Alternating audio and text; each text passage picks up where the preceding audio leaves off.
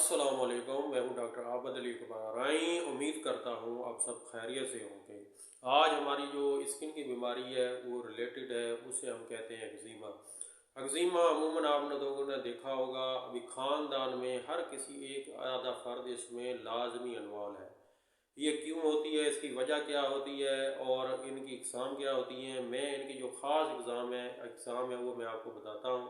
इनमें एक आती है जिसे हम कहते हैं एक्यूट एक्जिमा, दूसरे पे आती है इन्फेक्टेड एक्जिमा, ठीक है, तीसरे नंबर पे आती है जिसे हम कहते हैं क्रोनिक एक्जिमा।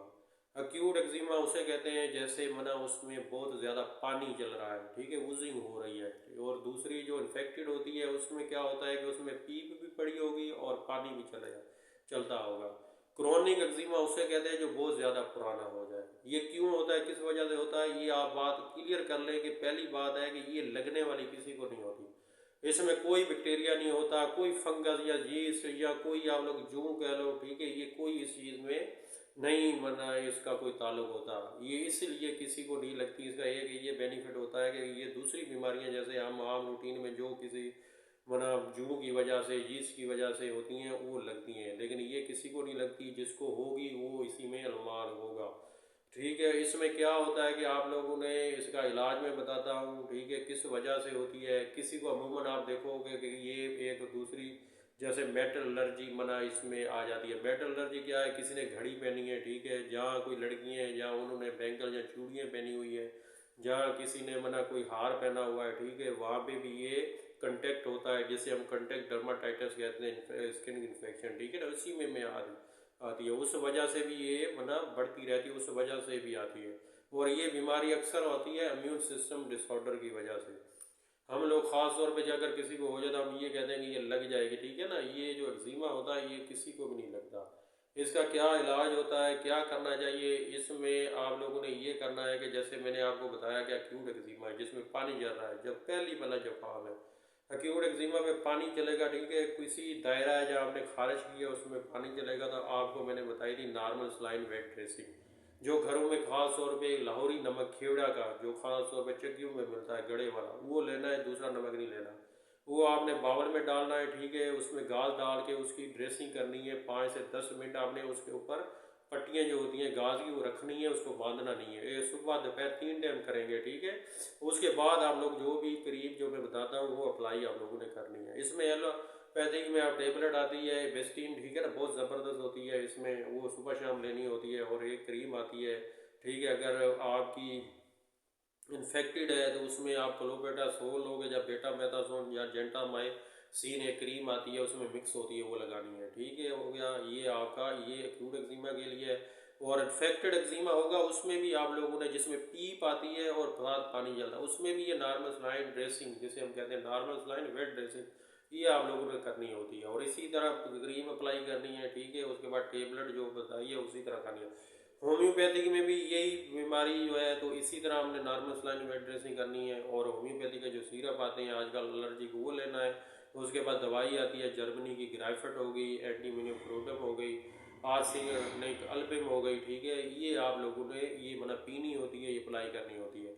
इसमें खास तौर पे जो आप लोगों ने ध्यान रखना है ना, जैसे हमने एलो में पढ़ा है, ठीक है, उसमें ज़्यादातर इन चीज़ों पे पढ़ाई मतलब ये नहीं बताया जाता है कि कौन सी चीज़ें खाने पे इफेक्ट होती हैं, ठीक है, लेकिन ये लाजमी होती है। जैसे हमने होमियो में पढ़ा है उसमें लाजमी इफेक्ट होती हैं, वो हमारे तजर्बे में जैसे हम मरीजों को सुनते हैं जहाँ बताते हैं और वो बिल्कुल असर करती हैं। इसमें आपने ख़ास तौर पर ख्याल रखना है कि आप लोगों ने दही नहीं इस्तेमाल करना, खट्टी चीज़ कोई इस्तेमाल नहीं करनी, मीठा भी कम खाना है, ठीक है। उसके बाद कद्दू हो गया, बैंगन हो गया, मसूर की दाल हो गई, ये चीज़ें जो है ना वो बहुत ज़्यादा ख़राब है। और सबसे बड़ी जो चीज़ है ना वो आपने जो स्ट्रेस होती है ना, टेंशन, वो बिल्कुल नहीं लेनी, उससे इसका बड़ा ताल्लुक है। जैसे शुगर बढ़ती है ना, जिस तरह आप टेंशन लोगे अब ठीक भी होगे ना, एक्जिमा होगा दोबारा महीने के बाद आपको निकल आएगा। इसमें एक बहुत ख़ास ऑइंटमेंट आती है, स्पेशल ऑइंटमेंट, वो बाज़ारों में तो नहीं मिलती, वो जो डॉक्टर होते हैं जैसे हम लोग मना इनके बनाते हैं, ठीक है, वो मना बहुत ज़बरदस्त होती है, वो आप लोगों ने लगानी मना होती है उसमें, ठीक है, जिस जगह होती है वो बड़ा इसको कंट्रोल करती है।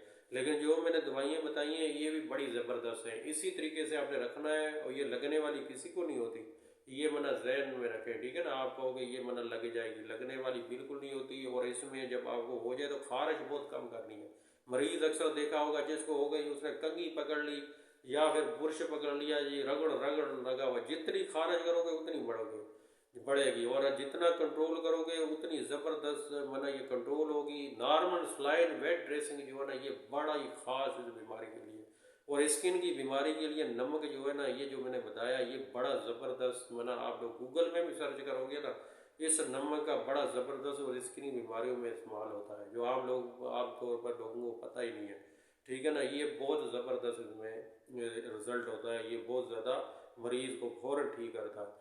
उसके बाद इसमें आप लोगों ने ख़ास तौर पे ये ख्याल रखना है कि ठीक है इस बीमारी में तो अपनी जो स्किन है ना इसको तो आपने देखा होगा अक्सर जो मेरी वीडियो देख रहे हैं, ठीक है ना, उनको जिनको है अल्लाह ना करे किसी को है वो बिल्कुल जब वो ठीक होगी आपकी जो जिल्द होती है ना जिधर होगा ये खुश्क बहुत होती है, मतलब ड्राई हो जाती है, ठीक है ना। उसमें आप लोगों ने इसको मॉइस्चराइजिंग रखना है, ठीक है। मॉइस्चराइजिंग क्या है, मॉइस्चराइजिंग आप लोग अक्सर क्या करते हो जहाँ कोई लोशन ही पेट्रोलियम जेली जो आम तौर पे मिलती है ये आप लोग जब है आप इसको ना अप्लाई करा करें, ठीक है ना। आपको इसको खुशक ना होने दें, जितनी आप इसको मॉइस्चराइज रखेंगे ठीक होने के बाद बीमारी उतनी ही कंट्रोल में रहेगी। एक्जिमा जो होता है ना ये जहन में बिठा लें कि ये किसी को लगने वाली नहीं होती। बाकी अल्लाह ताला आप सबको हिफ्ज़ व अमान में रखे। ये हमारी अवेयरनेस ही एक्जिमा के बारे में, बीमारी के बारे में, और इसका इलाज ये एलो में होता है, होम्यो में ये होता है। और जिन लोगों ने हमारा चैनल सब्सक्राइब नहीं किया, ठीक है, वो अब मेहरबानी करके इसको सब्सक्राइब करें, हमारी लेटेस्ट वीडियो आप तक पहुँचे। बाकी डॉक्टर आबद अली अकबराई को दीजिए इजाज़त।